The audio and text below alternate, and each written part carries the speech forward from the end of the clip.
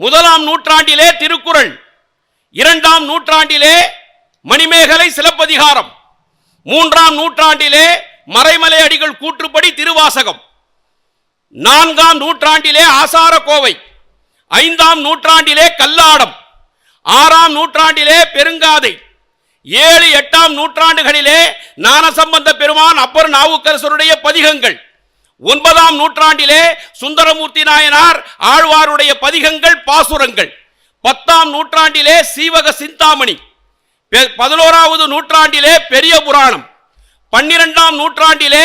கம்ப ராமாயணம் கந்தர் அலங்காரம், 13ஆம் நூற்றாண்டிலே சிவனான போதம், 14ஆம் நூற்றாண்டிலே தலபுராணம், 15ஆம் நூற்றாண்டிலே திருப்புகழ் ஸ்ரீ வில்லிபுத்தூரார் பாரதம், 16ஆம் நூற்றாண்டிலே திருவிளையாடல் புராணம், 17ஆம் நூற்றாண்டிலே தேம்பாவணி சீரா புராணம், 18ஆம் நூற்றாண்டிலே தாயுமான சுவாமியினுடைய பாடல்கள், 19ஆம் நூற்றாண்டிலே அருட்பிரகாச வள்ளலார் ராமலிங்க சுவாமியினுடைய திரு அருட்பா,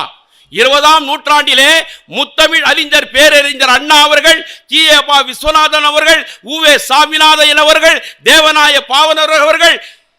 புரட்சி கவிஞன் பாரதிதாசன், உலகமகா கவிஞன் பாரதி,